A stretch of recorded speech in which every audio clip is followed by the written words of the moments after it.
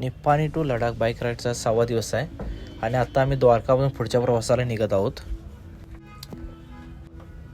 लिफ्टचा view छान असल्यामुळे आम्ही फोटोशूट इथंच करत आहे आता सध्या तरी. पहाटेचे 5 वाजलेले आहेत आणि रुद्रही तयार आहे. वेळ वाया न घालवता मी रुद्राला स्टार्टर मारून पुढच्या प्रवासाला चालू करतो.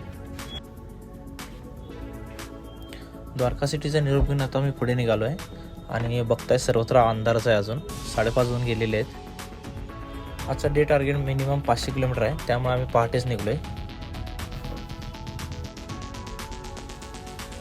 हळूहळू दिवस उजळत आहे आणि बघू शकताय किती छान व्ह्यू आहे समोर आणि आजूबाजूलाही.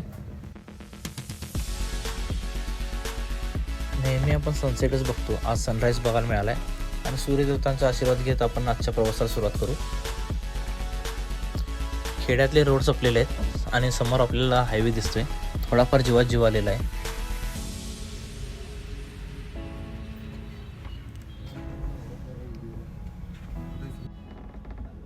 हे बघा कसं निवांत वाटते. हायवे बघितला की नाही, निवांत गाडी मारा मजा येते. आणि समोर सूर्यदेवता पण आहेत आपल्यासोबत.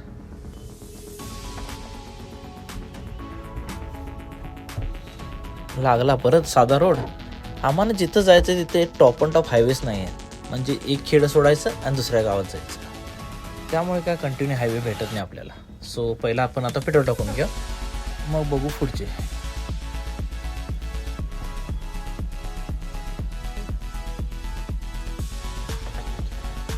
काय हा रोड यार, गाडी मला जरा पण इंटरेस्ट आहे ना. नशीब ऊन नाही आज, असणार पण कसे म्हणा. सकाळचे 8 वाजल्यात.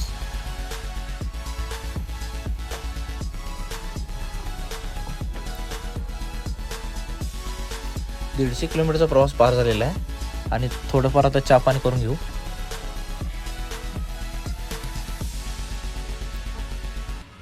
इकडे गुजरातमध्ये नाश्ता वगैरे काय भेटत नाही वाटतं. सो आपण आता चहा बिस्किटवरच काम पाहूया. इथून पुढचा प्रवास आमचा असिस्टंट रायडर अक्षय करणार आहे. अक्षयचं नशीब छान आहे वाटतं, फुल हायवे भेटला आहे, त्यामुळं काही अडचण येणार नाही पुढच्या प्रवासाला.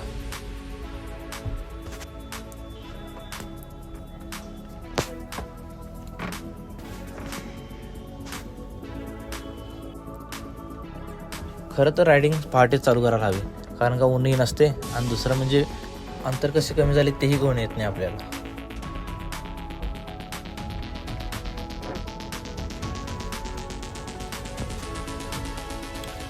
रोडच्या साईडला दिसते ते समुद्राचे पाणी आहे आणि त्या समुद्राच्या पाण्यापासून इथे मीठ बनवण्याची प्रक्रिया केली जाते. आणि तसंही गुजरातमध्ये मिठाचे उत्पादन जास्त प्रमाणात केले जाते. सो रोडच्या किनारी आपल्याला असे बघायलाच भेटणार समुद्राचे पाणी साठवलेले. साईडनं आपल्या एक ट्रेन चालल्या, त्यामध्ये डेफिनेटली ऑइलच असणार आहे.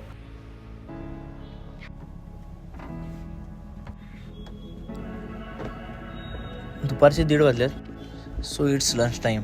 तसे भूक पण लागले सोडा. रायडिंग करताना बेसिकली आम्ही हलके जेवणच घेतो. बघू शकता दाल चावलच खातोय आणि सोबत ताक पण आहे.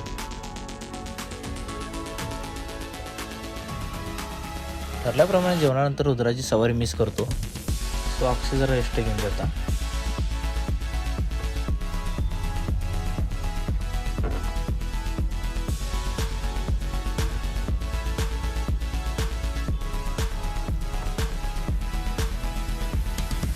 सध्या तरी रोड ओके आहे, सो बाईक चालवायला काही इश्यू नाही आहे. पण बघू शकता तुम्ही आजूबाजूला, मी मगाशी म्हणलेलो की मिठाचे उत्पादन इथे जास्त प्रमाणात केले जाते. सो पाण्याचा साठा इथे भरपूर आहे, समुद्राचे पाणी इथे.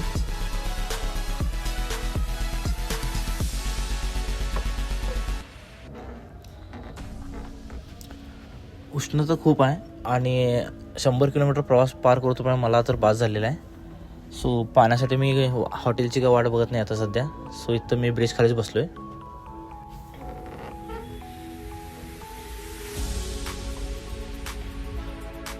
आफ्टर ड्रिंक ब्रेक आता आम्ही पुढच्या प्रवासाला निघालो आहोत, कारण आज मला कोणत्याही परिस्थितीत 500 किलोमीटर कव्हर करायचं आहे. कारण येणाऱ्या 3 दिवसात मला चंदीगडमध्ये कोणत्याही परिस्थितीत पोचायचं आहे आणि इथून चंदीगडचे अंतर 1500 किलोमीटर आहे. सो ॲट एनी कॉस्ट मला 500 किलोमीटर कव्हरच करायला पाहिजे.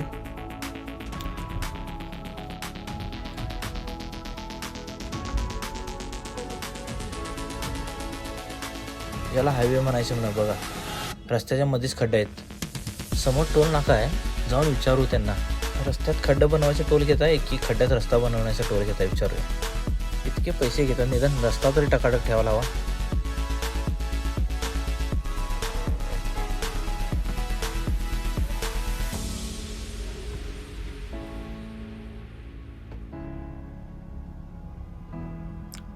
हा रस्ता चांगला दिसायला आहे तरी पण काय सांगायचं तुम्हाला, आता थोडा वेळ गेला की नाही मध्येच खड्डे येतात.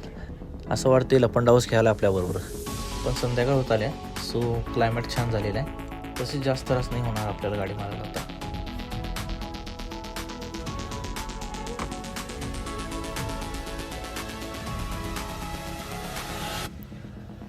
फायनली आजचे टार्गेट कंप्लीट झालेले आहे आमचे 500 किलोमीटरचे.